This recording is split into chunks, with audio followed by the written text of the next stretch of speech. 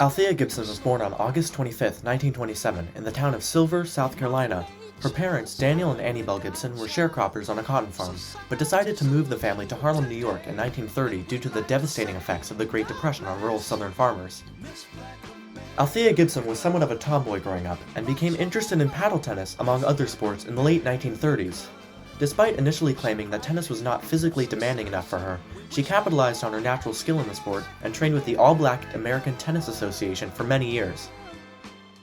Despite her growing reputation as an elite-level player, Gibson was effectively barred from entering the premier American tournament, the United States National Championships, now the US Open, in Forest Hills, New York. While USTA rules officially prohibited racial or ethnic discrimination, players qualified for the Nationals by accumulating points at sanctioned tournaments, most of which were held at white-only clubs.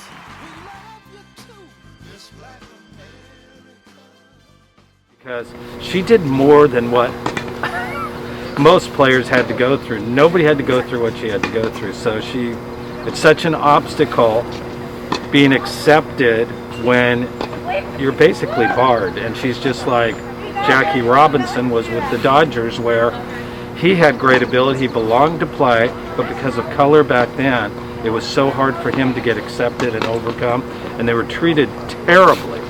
That's the hardest part, you know. And You're such wonderful people, and so beautifully equal. In 1950, in response to intense lobbying by ATA officials and retired champion Alice Marble, who published a scathing open letter in the magazine American Lawn Tennis, Gibson became the first black player to receive an invitation to the Nationals, where she made her Forest Hills debut a few days after her 23rd birthday.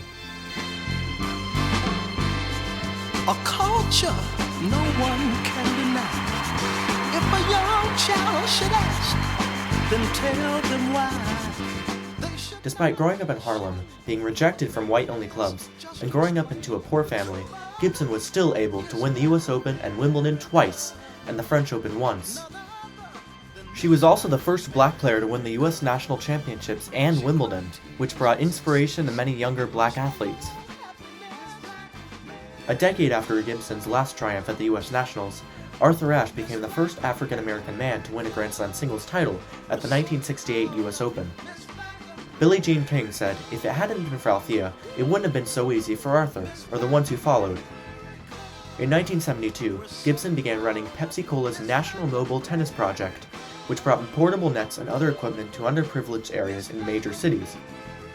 She also ran multiple other clinics and tennis outreach programs over the next 3 decades and coached numerous rising competitors, including Leslie Allen and Zina Garrison.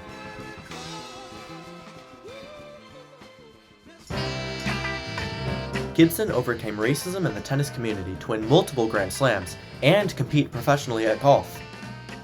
Beginning in 1975, she served 10 years as Commissioner of Athletics for New Jersey State.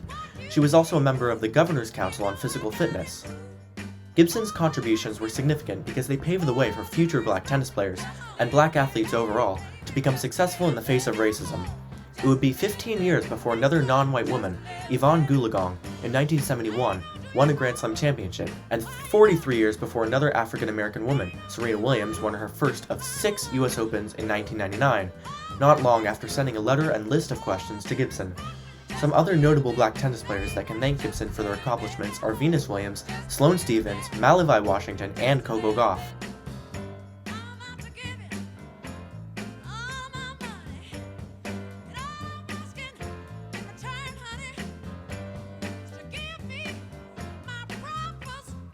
her name at Wimbledon is the same as Martina Navratilova or Roger Federer. They'll all be viewed the same, but if you know her history, they'll always be viewed different because she had to overcome more to get to where they're at. But avid tennis players know that Gibson's achievements in the tennis world paved the way for a more equal and just system. She pioneered the way for many other successful black tennis players in the future, and for that, many young tennis players are grateful for her effort, determination, resilience, and strength. There are many Althea Gibson statues in her honor, the most famous one being a granite statue of her in front of Arthur Ashe Stadium in Flushing Meadows, New York.